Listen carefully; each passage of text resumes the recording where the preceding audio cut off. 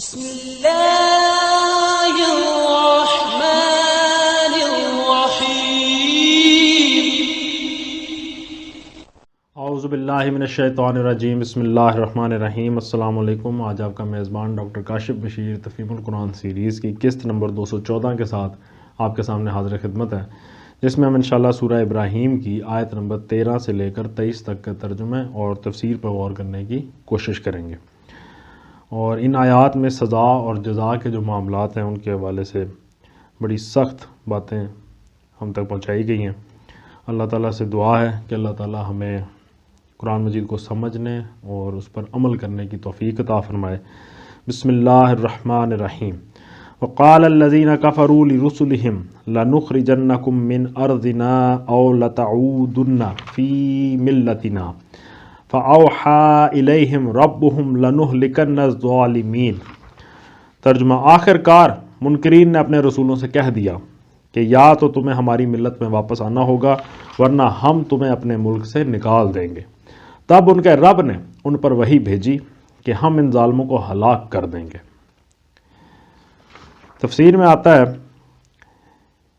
کہ اس کا یہ مطلب نہیں ہے کہ انبیاء علیہم السلام منصب نبوت پر سرفراز ہونے سے پہلے اپنی گمراہ قوموں کی ملت میں شامل ہوا کرتے تھے، بلکہ اس کے معنی یہ ہیں کہ نبوت سے پہلے چونکہ وہ ایک طرح کی خاموش زندگی بسر کرتے تھے، کسی دین کی تبلیغ اور کسی رائج الوقت دین کی تردید نہیں کرتے تھے، اس لیے ان کی قوم یہ سمجھتی تھی کہ وہ ہماری ہی ملت میں ہے، اور نبوت کا کام شروع کر دینے کے بعد ان پر یہ الزام لگایا جاتا تھا کہ وہ ملت آبائی سے نکل گئے ہیں، حالانکہ وہ نبوت سے پہلے بھی کبھی مشرکین کی ملت میں شامل نہ ہوئے تھے کہ اس سے خروج کا الزام ان پر لگ سکتا۔ وَلَنُسْكِنَنَّكُمُ الْأَرْضَ مِنْ بَعْدِهِمْ ذَلِكَ لِمَنْ خَافَ مَقَامِي وَخَافَ وَعِيدِ۔ ترجمہ، اور ان کے بعد تمہیں زمین میں آباد کریں گے، یہ انعام ہے اس کا جو میرے حضور جواب دہی کا خوف رکھتا ہو اور میری وعید سے ڈرتا ہو۔ تفسیر میں آیا یعنی گھبراؤ نہیں، یہ کہتے ہیں کہ تم اس ملک میں نہیں رہ سکتے، مگر ہم کہتے ہیں، یعنی اللہ تعالیٰ فرماتے ہیں کہ اب یہ اس سرزمین میں نہ رہنے پائیں گے، اب تو جو تمہیں مانے گا وہی یہاں رہے گا۔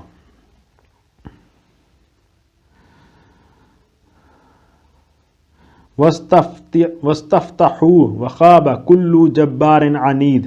ترجمہ، انہوں نے فیصلہ چاہا تھا تو یوں ان کا فیصلہ ہوا اور ہر جبار دشمن حق نے منہ کی کھائی ہے۔ اس حوالے سے تفسیر میں آیا کہ ملحوظ خاطر رہے کہ یہاں اس تاریخی بیان کے پیرائے میں دراصل کفار مکہ کو ان باتوں کا جواب دیا جا رہا ہے جو وہ نبی صلی اللہ علیہ وآلہ وسلم سے کیا کرتے تھے۔ ذکر بظاہر پچھلی انبیاء اور ان کی قوموں کے واقعات کا ہے، مگر چسپاں ہو رہا ہے اور وہ ان حالات پر جو اس سورہ کے زمانہ نزول میں پیش آ رہے تھے۔ اس مقام پر کفار مکہ کو بلکہ مشرکین عرب کو گویا صاف صاف متنبع کر دیا گیا کہ تمہارا مستقبل اب اس رویے پر منحصر ہے جو دعوت محمدیہ کے مقابلے میں تم اختیار کرو گے۔ اگر اسے قبول کر لو گے تو عرب کی سرزمین میں رہ سکو گے، اور اگر اس سے رد کر دو گے تو یہاں سے تمہارا نام و نشان تک مٹا دیا جائے گا۔ چنانچہ اس بات کو تاریخی واقعات نے ایک ثابت شدہ حقیقت بنا دیا۔ اس پیشین گوئی پر پورے 15 برس بھی نہ گزرے تھے کہ سرزمین عرب میں ایک مشرک بھی باقی نہ رہا۔ من ورائہ جہنم ویسقا من ماء صدید۔ ترجمہ، پھر اس کے بعد آگے اس کے لیے جہنم ہے، وہاں اسے کچ لہو کا سا پانی پینے کو دیا جائے گا۔ یتجرعہ ولا یکاد یسیغہ ویاتیہ الموت من کل مکان وما ہوا بمیت ومن ورائہ عذاب غلیظ۔ ترجمہ، جسے وہ زبردستی حلق سے اتارنے کی کوشش کرے گا اور مشکل ہی سے اتار سکے گا۔ موت ہر طرف سے اس پر چھائی رہے گی مگر وہ مرنے نہ پائے گا، اور آگے ایک سخت عذاب اس کی جان کو لاگو رہے گا۔ مثل الذین کفروا بربہم اعمالہم کرماد اشتدت بہ الریح فی یوم عاصف لا یقدرون مما کسبوا علی شیء ذلک هو الضلال البعید۔ ترجمہ، جن لوگوں نے اپنے رب سے کفر کیا ان کے اعمال کی مثال اس راکھ کی سی ہے جسے ایک طوفانی دن کی آندھی نے اڑا دیا ہو، وہ اپنے کیے کا کچھ بھی پھل نہ پا سکیں گے، یہی پرلے درجے کی گمگشتگی ہے۔ تفسیر میں آتا ہے یعنی جن لوگوں نے اپنے رب کے ساتھ نمک حرامی، بے وفائی، خود مختاری اور نافرمانی و سرکشی اختیار کی اور اطاعت و بندگی کا وہ طریقہ اختیار کرنے سے انکار کر دیا جس کی دعوت انبیاء علیہم السلام لے کر آئے ہیں، ان کا پورا کارنامہ حیات اور زندگی بھر کا سارا سرمایہ عمل آخر کار ایسا لا حاصل اور بے معنی ثابت ہوگا جیسے ایک راکھ کا ڈھیر تھا جو اکٹھا ہو کر مدت دراز میں بڑا بھاری ٹیلا سا بن گیا تھا، مگر صرف ایک ہی دن کی آندھی نے اس کو ایسا اڑایا کہ اس کا ایک ایک ذرہ منتشر ہو کر رہ گیا۔ ان کی نظر فریب تہذیب، ان کا شاندار تمدن، ان کی حیرت انگیز صنعتیں، ان کی زبردست سلطنتیں، ان کے عالی شان یونیورسٹیاں، ان کے علوم و فنون اور ادب لطیف و کثیف کے اتھاہ ذخیرے، حتیٰ کہ ان کی عبادتیں اور ان کے ظاہری نیکیاں اور ان کے بڑے بڑے خیراتی اور رفائی کارنامے بھی جن پر وہ دنیا میں فخر کرتے تھے سب کے سب آخر کار راکھ کا ایک ڈھیر ہی ثابت ہوں گے جسے یوم قیامت کی آندھی بالکل صاف کر دے گی، اور عالم آخرت میں اس کا ایک ذرہ بھی ان کے پاس اس لائق نہ رہے گا کہ اسے خدا کی میزان میں رکھ کر کچھ بھی وزن پا سکے۔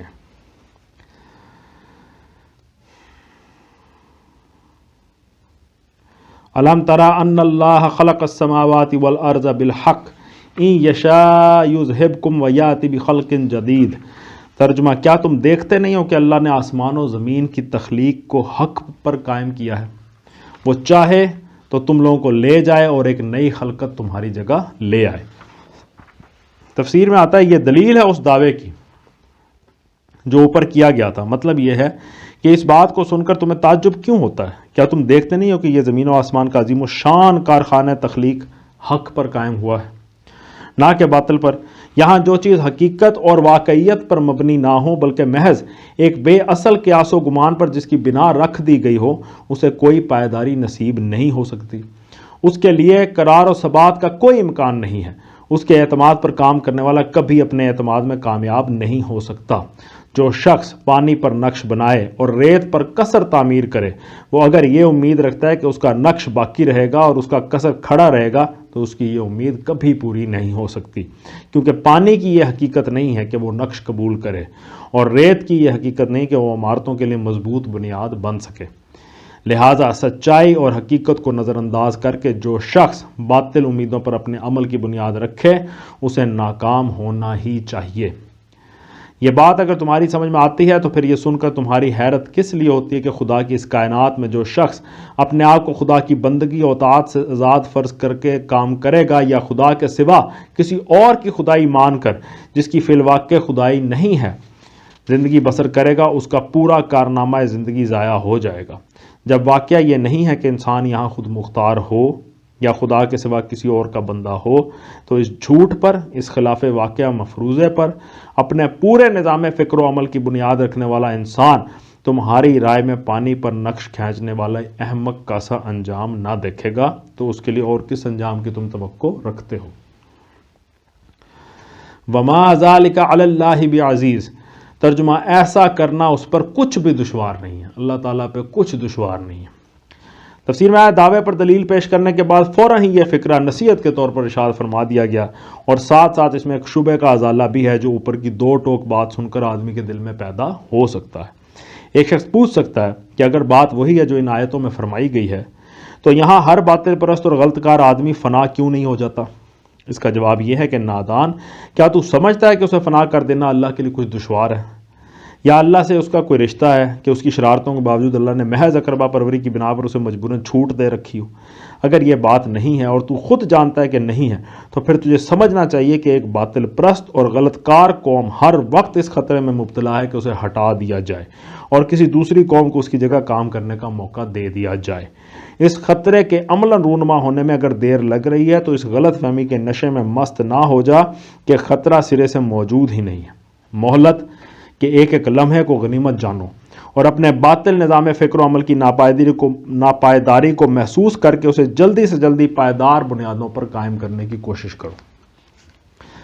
وَبَرَزُوا لِلَّهِ جَمِيعًا فَقَالَ الضُّعَفَاءُ لِلَّذِينَ اسْتَكْبَرُوا إِنَّا كُنَّا لَكُمْ تَبَعًا فَهَلْ أَنْتُمْ مُغْنُونَ عَنَّا مِنْ عَذَابِ اللَّهِ مِنْ شَيْءٍ قَالُوا لَوْ هَدَانَا اللَّهُ لَهَدَيْنَاكُمْ سواء علینا अजज़अना अम सबरना मा लना मिन महीस।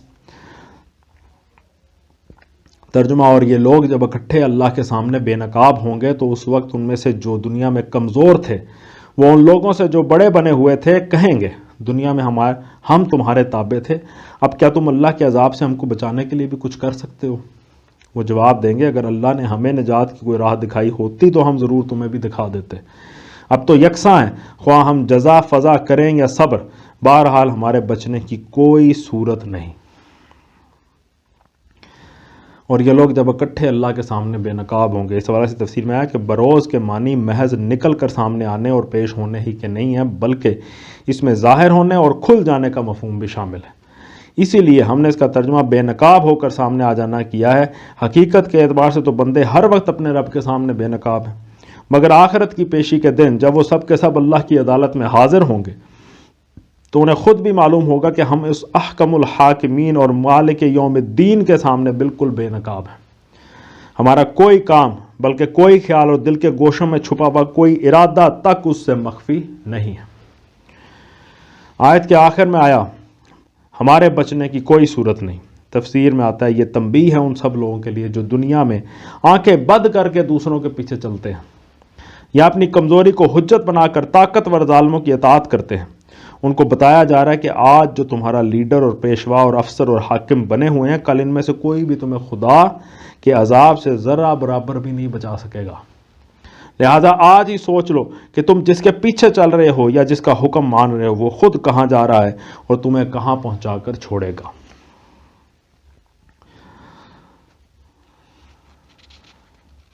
वक़ाल शैतानु लम्मा क़ुज़ियल अम्रु इन्नल्लाह वअदकुम वअदल हक़्क़ि व वअदतुकुम फ़अख़लफ़्तुकुम वमा कान ली अलैकुम मिन सुल्तानिन इल्ला अन दअउतुकुम फ़स्तजबतुम ली फ़ला तलूमूनी वलूमू अनफुसकुम मा अना बिमुस्रिख़िकुम वमा अंतुम बिमुस्रिख़ी इन्नी कफ़रतु बिमा अशरकतुमूनी मिन क़ब्ल इन्नज़्ज़ालिमीन लहुम अज़ाबुन अलीम। तर्जुमा, और जब फैसला चुका दिया जाएगा तो शैतान कहेगा, हकीकत यह है कि अल्लाह ने जो वादे तुमसे किए थे वो सब सच्चे थे और मैंने जितने वादे किए उनमें से कोई भी पूरा नहीं किया। मेरा तुम पर जोर तो था नहीं, मैंने इसके सिवा कुछ नहीं किया कि अपने रास्ते की तरफ तुम्हें दावत दी और तुमने मेरी दावत पर लब्बैक कहा।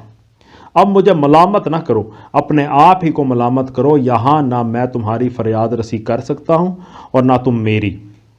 इससे पहले जो तुमने मुझे खुदाई में शरीक बना रखा था मैं उससे बरीओ ज़िम्मा हूँ। ऐसे ज़ालिमों के लिए तो दर्दनाक सज़ा यकीनी है। आयत के आगाज़ में आता है, शैतान कहेगा, हकीकत यह है कि अल्लाह ने जो वादे तुमसे किए थे वो सब सच्चे थे और मैंने जितने वादे किए उनमें से कोई भी पूरा नहीं किया। तफसीर में आता है, यानी तुम्हारे तमाम गिले शिकवे इस हद तक तो बिल्कुल सही है कि यह अल्लाह सच्चा था और मैं झूठा था। इस वाक़े से मुझे हरगिज़ इनकार नहीं है। अल्लाह के वादे और उसकी वईदें तुम देख ही रहे हो कि उनमें से हर बात जूं की तू सच्ची निकली।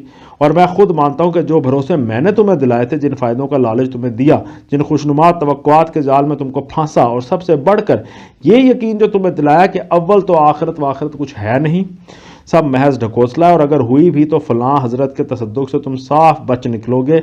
बस उनकी खिदमत में नज़र न्याज की रिश्वत पेश करते रहो और फिर जो चाहो करते फिरो, निजात का ज़िम्मा उनका। ये सारी बातें जो मैं तुमसे कहता रहा और अपने एजेंटों के ज़रिए से कहलवाता रहा, ये सब महज धोखा था। इसके अलावा जो बातें शैतान कहेगा उसके बारे में तफसीर में आएगा, यानी अगर आप हजरात ऐसा कोई सबूत रखते हो कि आप खुद राय रास्त पर चलना चाहते थे और मैंने ज़बरदस्ती आपका हाथ पकड़ा तो आपको गलत रास्ते पर खींचा, तो ज़रूर इससे पेश फरमाएं। जो चोर की सज़ा सो मेरी। लेकिन आप खुद मानेंगे कि यह वाक़या नहीं है। मैंने इससे ज़्यादा कुछ नहीं किया कि दावत हक़ के मुकाबले में अपनी दावत बातिल आपके सामने पेश की, सच्चाई के मुकाबले में झूठ की तरफ आपको बुलाया, नेकी के मुकाबले में बदी की तरफ आपको पुकारा। मानने और ना मानने के जुमला इख्तियारात आप ही हजरात को हासिल थे। मेरे पास आपको मजबूर करने की कोई ताकत न थी। अब अपनी इस दावत का जिम्मेदार तो बिलाशुबा मैं खुद हूँ और इसकी सज़ा भी मैं पाकर रहूँगा, मगर आपने जो उस पर लब्बैक कहा उसकी जिम्मेदारी आप मुझ पर कहाँ डालने चले हैं। अपने गलत इंतखाब और अपने इख्तियार के गलत इस्तेमाल की जिम्मेदारी तो आपको खुद ही उठानी पड़ेगी। اس سے پہلے جو تم نے مجھے خدائی میں شریک بنا رکھا تھا۔ اس حوالے سے تفسیر میں ہے یہاں پھر شرک اعتقادی کے مقابلے میں شرک کی ایک مستقل نوع یعنی شرک عملی کے وجود کا ایک ثبوت ملتا ہے۔ ظاہر بات یہ ہے کہ شیطان کو اعتقادی حیثیت سے تو کوئی بھی نہ خدائی میں شریک ٹھہراتا ہے، کوئی بھی نہیں کہتا یہ نہ اس کی پرستش کی جاتی ہے، سب اس پر لعنت ہی بھیجتے ہیں۔ البتہ اس کی اطاعت اور غلامی اور اس کے طریقے کی اندھی یا آنکھوں دیکھے پیروی ضرور کی جا رہی ہے، اور اسی کو یہاں شرک کے لفظ سے تعبیر کیا گیا ہے۔ وَأُدْخِلَ الَّذِينَ آمَنُوا وَعَمِلُوا الصَّالِحَاتِ جَنَّاتٍ تَجْرِي مِن تَحْتِهَا الْأَنْهَارُ خَالِدِينَ فِيهَا بِإِذْنِ رَبِّهِمْ تَحِيَّتُهُمْ فِيهَا سَلَام۔ ترجمہ، بخلاف اس کے جو لوگ دنیا میں ایمان لائے ہیں اور جنہوں نے نیک عمل کیے ہیں وہ ایسے باغوں میں داخل کیے جائیں گے جن کے نیچے نہریں بہتی ہوں گی، وہاں وہ اپنے رب کے اذن سے ہمیشہ رہیں گے اور وہاں ان کا استقبال سلامتی کی مبارکباد سے ہوگا۔ تفسیر میں آیا تحیہ کہ لغوی معنی ہیں دعائے درازی عمر کی دعا، مگر اصطلاحاً عربی زبان میں یہ لفظ اس کلمہ خیر مقدم یا کلمہ استقبال کے لیے بولا جاتا ہے جو لوگ آمنا سامنا ہونے پر سب سے پہلے ایک دوسرے کو کہتے ہیں۔ اردو میں اس کا ہم معنی لفظ یا تو سلام ہے یا پھر علیک سلیک، لیکن پہلا لفظ استعمال کرنے سے ترجمہ ٹھیک نہیں ہوتا اور دوسرا لفظ متبذل ہے، اس لیے ہم نے اس کا ترجمہ استقبال کیا۔ تحیتہم، اس کے معنی یہ بھی ہو سکتے ہیں کہ ان کے درمیان آپس میں ایک دوسرے کے استقبال کا طریقہ یہ ہوگا، اور یہ معنی بھی ہو سکتے ہیں کہ ان کا اس طرح استقبال ہوگا۔ نیز سلامن میں دعائے سلامتی کا مفہوم بھی ہے اور سلامتی کی مبارکباد کا بھی۔ ہم نے موقع کی مناسبت کے لحاظ سے وہ مفہوم اختیار کیا جو ترجمے میں درج ہے۔ صدق اللہ العلی العظیم۔ الحمدللہ آج ہم نے سورہ ابراہیم کی آیت نمبر 23 تک کا ترجمہ اور تفسیر پر غور کرنے کی کوشش کی ہے۔ اللہ تعالیٰ سے دعا ہے کہ اللہ تعالیٰ ہمیں اپنے نفس کے شر سے، شیطان کے شر سے، برے لوگوں کے شر سے، ایسی تمام چیزیں جو گناہ کی طرف رغبت دلاتی ہیں ان کے شر سے محفوظ رکھے، اور ہمیں اس رستے پہ چلائے جس پر اللہ تعالیٰ کا انعام ہوا، نہ کہ اس رستے پہ جس پر اس کا غضب نازل ہوا۔ اسی دعا کے ساتھ آپ سے اجازت چاہیں گے۔ اپنا بہت خیال رکھیں۔ آپ لوگوں کا بہت بہت شکریہ۔ اللہ حافظ۔